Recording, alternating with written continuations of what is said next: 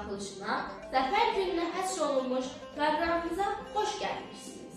Bugün 8 noyabr Azərbaycan tarixinin ən qürurlu səhifələrindən birinin Zəfər gününün ildönümüdür. Bu verilişdə biz zəfərin qazanıldığı o möhtəşəm günlərdən danışacaq, şəhidlərimizin qəhrəmanlığını, əsgərlərimizin fədakarlığını yad edəcəyik. Və ən önəmlisi, bu səsi şəhid övladları, Nuray və Agül Fəsbabalar öz atalarının yolunu fəxrlə daşıyan iki balaca, amma böyük ürəkli qız söyləyəcək. Salam, əziz dinləyicilər. Mən Şəhid Musa Kazımovun qızı 5A sinif şagirdi Nuray Kazımovayam. Bugün mən və bacım Aydın üçün çox dəyərli gündür. Çünki bugün təkcə zəfər günü deyil. Bugün bizim ata fəxrimiz, xalqımızın qəlbə tarixidir. 8 noyabr bir millətin yenidən dirçəlişini, bir xalqın öz torpaqlarına dönməsinin, ədalətin bərpası günüdür. O gün 44 günlük vətən müharibəsinin son səhifəsi Şuşanın azadlığı ilə yazıldı. Şuşanın səsi sanki hər bir Azərbaycanlının qəlbində qalib gəlmiş nidası kimi əks-səda verdi. Salam, mən Aydınam. Bir gün çox sevinirəm. Zəfər bayramımızda atam döyüşüb qəhrəman oldu. Mən fəxr edirəm. 44 günlük müharibə Azərbaycan ordusunun şanlı zəfərinin dastanıdır. Döyüş meydanında düşmən üzərində qazanılan hər bir qələbə arxasında şəhid qanı, ana duası və xalqın birliyi dayanırdı. O günlərdə sanki bütün Azərbaycan bir nəfər kimi ayağa qalxmışdı.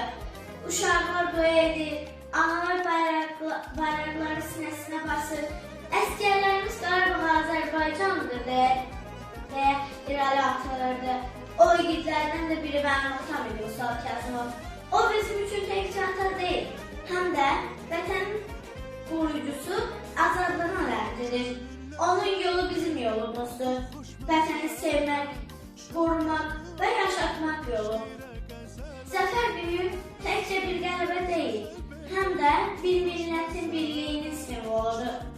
8 noyabrda qazanılan qələbə təkcə hərbi deyil, həm də mənəvi, siyasi və milli qələbə idi. Oyan, oyan, oyan bil, gör yalan nə dərindir. Amma zəfər mənimdir, mən bu savunuruyam. Mən yiğidin qızıyam, mən şəhidin qızıyam. Zəfər bayramımız mübarək olsun. Bizdə Müzəffər Ali Başkomandan İlham Əliyevin rəhbərliyi altında Azərbaycan ordusu dünya hərb tarixində nadir bir zəfər nümunəsi yaratdı. O qələbə ilə 30 ilə yaxın düşmən işğalında qazanılan torpaqlarımız azad edildi. Şuşa, Cəbrayıl, Füzuli, Zəngilan, Qubadlı, Laçın və Kəlbəcər bu adlar indi yalnız xəritədə deyil, ürəklərimizdə də azadlıq səslənir. Bəzən düşünürəm, əgər atam indi burada olsaydı, mən ona deyərdim. Bax, ata, sənin arzun yerinə yetdi. Sən demişdin ki, torpaqlarımız azad olacaq. Biz qalib gələcəyik. Bax, o gündə gəldi.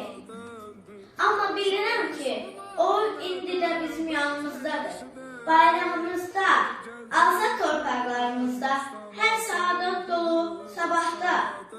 Bugün biz zəfəri qeyd edirik. Amma unutmuruq ki, bu zəfərin hər səhifəsində şəhidlərin canı, anaların gözyaşı və xalqın duaları var. Mən bütün şəhid övladları adından demək istəyirəm. Biz böyüyəcəyik, oxuyacağıq, elm öyrənəcəyik, atalarımızın yolunu şərəflə davam etdirəcəyik.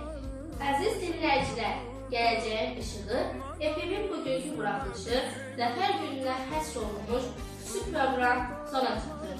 Bu verilişdə biz zəfəri yalnız xatırlamadıq, həm də onu hiss etdik. Balaca Aynurun sadə, amma böyük ürəyindən, Nurayın həqarətli sözlərindən, onların səsi ilə biz bir bir daha anladık ki, bu torpaq uğrunda can verənlərin ruhu əbədidir. Bu xalqın ruhu isə sarsılmazdır. Zəfər günü bir millətin yaddaşı, bir xalqın qürurudur. Yaşasın müstəqil, azad, qalib Azərbaycan. Gələcəyin işığı sönməsin. Çünki bu işıq vətənin nurundandır. Zəfər günümüz mübarək olsun.